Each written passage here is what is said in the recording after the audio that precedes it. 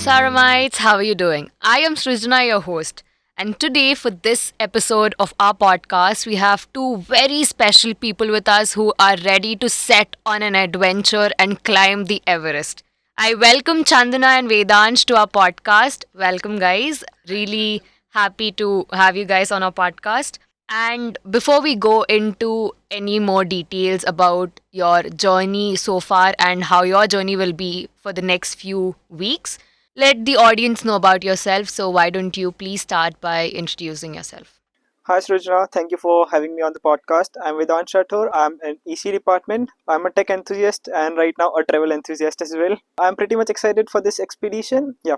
Hi Shrujana, thank you for having us. I'm Chandana, CAC department, third year, and I'm just excited to be here. So, I'm sure a lot of people already know what this Everest Base Camp expedition is about, but why don't we talk about what this is for the people who do not know what this camp is about? Okay, so this expedition is all about challenging ourselves and pushing apart from our degrees. So we are going to Everest Base Camp. We are actually going to Kalapatha also, around 6,000 meters of altitude. So we'll just first go to the Kathmandu and then we'll fly to Lukla. From Lukla, we'll just continue our trek to the Everest Base Camp, to the Kalapathar, and then back to Lukla, Kathmandu. We are almost about group of 20 people for this expedition. Yeah. Wow, hearing that, it definitely proves that it is both exciting and a little scary from like just listening to it gives me goosebumps. And to do something like this, what is the motivation that you guys had, or what is the story that you guys had that, okay, I want to do it? For me, motivation is a huge word, but when we first heard about this, it was all about okay, this is something new. Just being Mount Everest, getting to the base camp, the training, the everything about this was extremely new to me, and this was something I wanted to try. I'm a very curious person, and something it caught my eye, and I just never gave up. I'm just convincing parents. It was all a huge deal, but in the end, we're all here and we're all set to go. Okay, for me, apart from motivation, it's a bit excitement, opportunity. Like if we are going to Mount Everest or some places like this, our parents definitely won't allow. But if we are going with college or some part, then yeah, we can get a chance. So that's the one thing for me, and I always wanted to go with a group for this expedition for traveling. So I found this pretty much interesting, and I soon roll out for this. So, this is something that has to do with a lot of people coming together, and it is a group related activity. So, how do you feel about being a part of such wonderful group? To be honest, in the beginning, I think I just know one person or two people, be it Udayan sir or Siddharth sir. We never really knew anyone. It's the first time we all met. I wouldn't say challenging, but it was nice to meet new people. You get to know a lot of new people and you make friends, and that's a journey in itself. And how do you think that this forming new connections is going to help you guys further in your life as well? Yeah, so connections obviously for as far as college is concerned, yeah, the connections are pretty much good. But like when I look back into my life, I can say that yeah, I have done something apart from my degree. So this is one thing what I can say when I look back into my life. And trekking is something that is really challenging both physically and mentally. And how do you plan to, stay motivated throughout the journey? Because I'm sure there will be a lot of hardships that you guys have to face. So, how do you guys make sure that let's do it? So, what is your motivation? Okay, so it's pretty much challenging waking up at 4 a.m. and then just passing on the gate at 5 a.m. and then again. Yeah. As I said, we're all first timers again. We've never done this before, trekking or going to Mount Everest in the first place. But we have Hasata, who's already been to Kilimanjaro, and we have Bhavya, who does marathons. So we look at them and we have to be there. Just like getting to their place is tough, obviously, but we have to at least train ourselves to be there. And waking up at 4:30 a.m.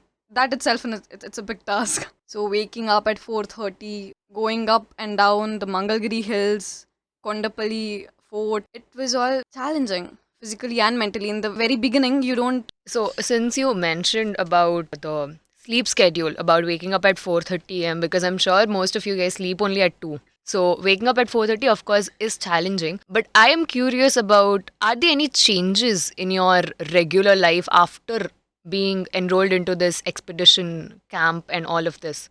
Like, be it your food habits, be it your exercise regime, or whatever that is it changed on your regular basis for this camp in particular? Yeah, particularly for this, it changed. In the very beginning, I just realized that I'm unable to do one round itself. But then, after a few days back, recently, when we went back to the Mangalgiri same hills, I can easily do 3 rounds. So I can see the change in myself that yeah, I can do it right now. Obviously, Mount Everest will be tough harder than this because the altitude will change, the air will change, the water will change, everything. But for this altitude, we have prepared ourselves till now, and I guess, yeah, I can feel changes in myself. As someone who sleeps at 4 a.m. and be the sleeping schedule or our exercises and everything, in the beginning we barely used to make it to one round, and now doing 3 rounds, 4 rounds, it boosts our confidence up. So that helps a lot. That's really nice. And I'm sure this is such a huge decision for you guys to take because this is a very life challenging thing, if I might say. Who are your supporters? Because I'm sure it's not just like a solo thing that, TK, I got this, so I'm just doing it. I'm sure you must have had some big supporters in through your journey. So, who are those supporters for you guys? Starting off with my parents and family itself, first to make them convince, yeah, I can do it, I can do it. They're like, no, you cannot do it, you can't do it. But then convincing them that, yeah, I can do it. They are the biggest supporters, my parents and the family. Nextly, special mention to Siddharth sir, who always took us to that Mangalgiri hills.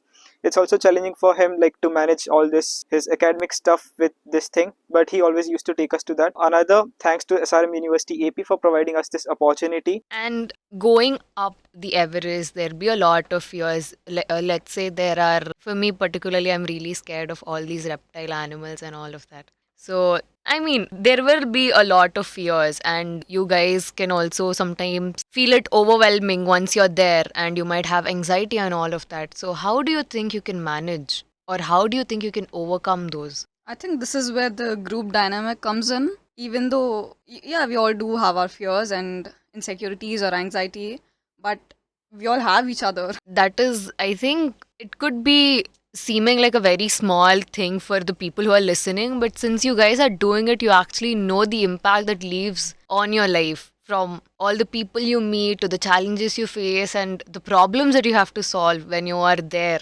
It can be difficult. And how would you personally define when you have to say to someone ki I did it, I finally went there on Mount Everest, I did this camp? What is that one statement you will say that will define your success of completing this expedition? So mostly people think that this is the most difficult trek. Not think it is actually a most difficult trek to EBC. Not only the peak, EBC itself is a very difficult because it's a very high altitude trek. So when looking back into my life, we can say that yeah, we have completed this particular difficult trek, and this right now also this gives me goosebumps that yeah, we are doing something. Right. As Ralph Waldo Emerson once said, it's the journey, not the destination. So I think it applies here. It's not some particular point that defines this entire trek as a success or something.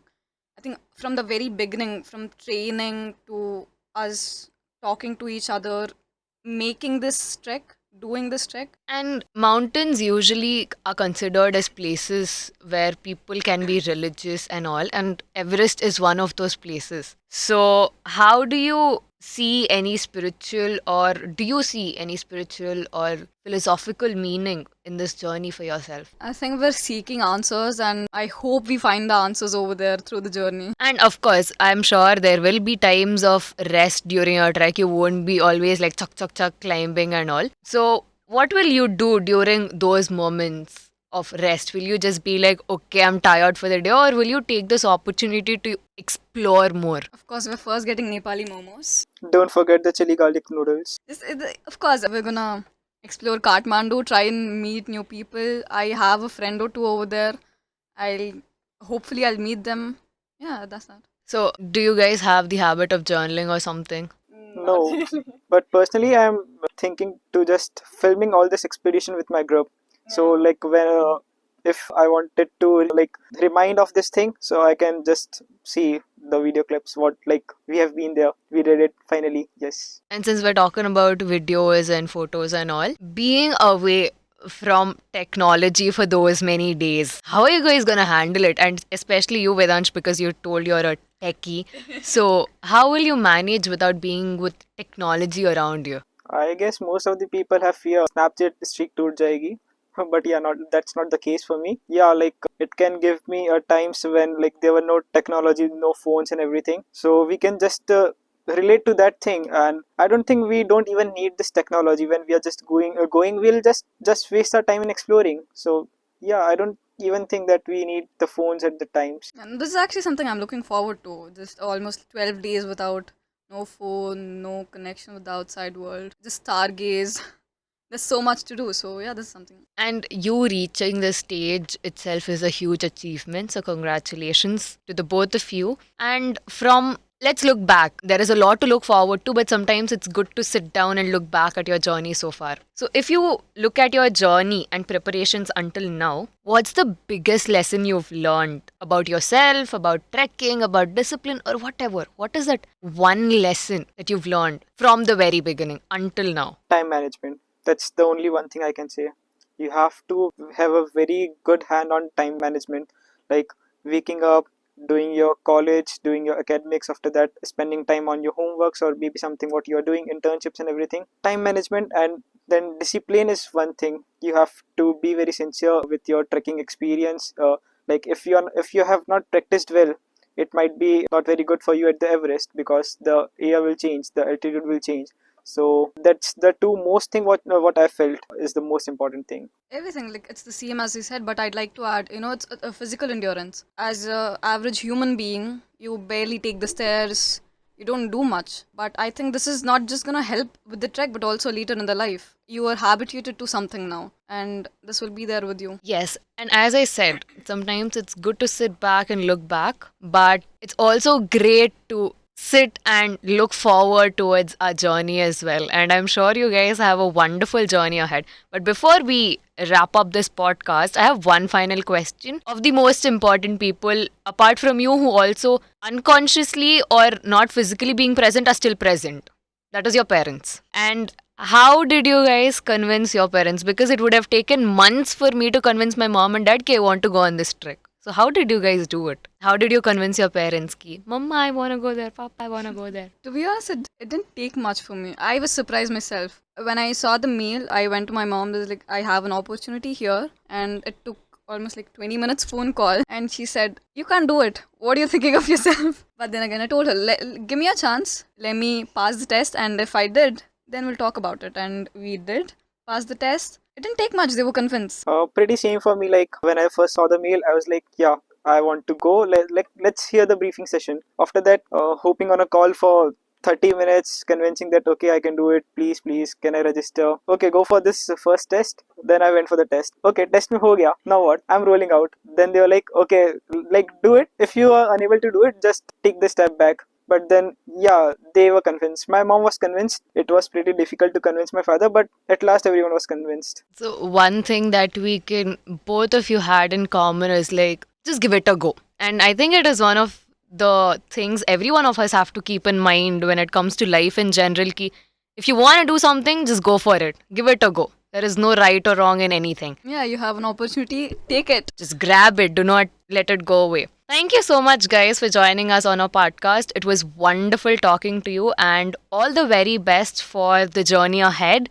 And I hope you experience some beautiful moments that will last a lifetime.